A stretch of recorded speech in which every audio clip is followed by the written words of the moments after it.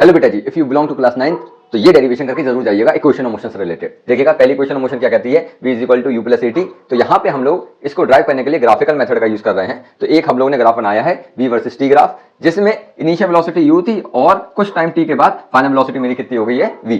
ठीक है, अब वेलोसिटी टाइम ग्राफ में हमें अगर एक्सेलरेशन निकालना है तो एक्सेलरेशन निकालते हैं बाय फाइंडिंग द स्लोप। अब यहाँ पे स्लोप किसकी निकलेगी, तो of this line F D. ठीक है, तो acceleration can be determined by finding the slope of line F D. Acceleration is equal to, अब स्लोप का फॉर्मूला क्या होता है, y2 minus y1 upon x2 minus x1। तो इस फॉर्मूले का हम लोग यूज करेंगे। अब बात आई x1 और y1 क्या है, x2 और y2 क्या है। तो basically these are the coordinates. जैसे मैं इस पॉइंट के कोऑर्डिनेट की बात करूं तो यहाँ पे पहले x का लिखते फिर y का लिखते। x में हम लोग आगे बढ़े नहीं तो x का कोऑर्डिनेट 0 होगा, y में कहां तक है, यहाँ तक, तो यहाँ तक की वैल्यू कितनी है u। सिमिलरली अगर मैं d पॉइंट के कोऑर्डिनेट की बात करूं तो x में हम कहां तक गए, t तक, और y में हम कहां तक गए, v तक। ठीक है, पहले ये पॉइंट पढ़ा तो x1 y1, बाद में ये पढ़ा तो ये x2 y2। क्लियर है बेटा।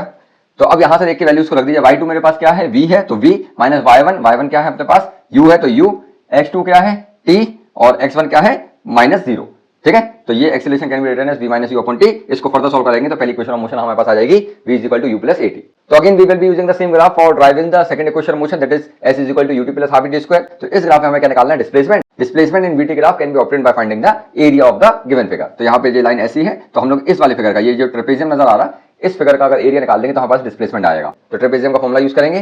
ठीक है, displacement s is equal to, trapezium क्या होता है, half sum of parallel side into distance between the parallel side. तो half sum of parallel side, अब ये वाली साइड और ये वाली साइड पैरेलल है तो इन दोनों का सम u प्लस v, और इनके बीच की परपेंडिकुलर डिस्टेंस कितनी है t, तो t से मल्टीप्लाई करा।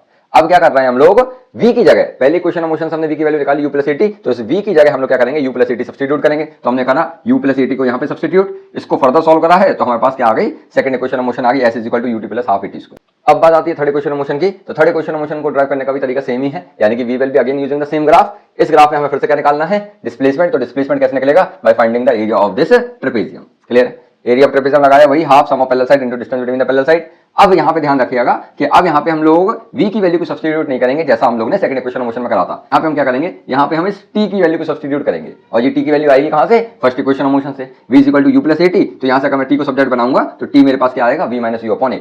इसे t को उठाया और मैंने इस जगह रखा, तो हाफ u प्लस v, और t की जगह क्या रख रहा है, v माइनस u अपॉन ए। अगर इसको गौर से देखा जाए तो एक आइडेंटिटी बन जाएगी a plus b, a minus b। Clear है, तो यहाँ पे a क्या है, तो a है बेसिकली v, और b क्या है, तो ये है u। क्लियर, तो क्या होता है a square minus b square, तो a यहाँ पे v है तो v square minus u square upon 2a। Clear है बेटा, इसको यहाँ पे मल्टीप्लाई करा तो याद रखिएगा यहाँ पे ये आइडेंटिटी के लिए है और ये एक्सेलरेशन है a।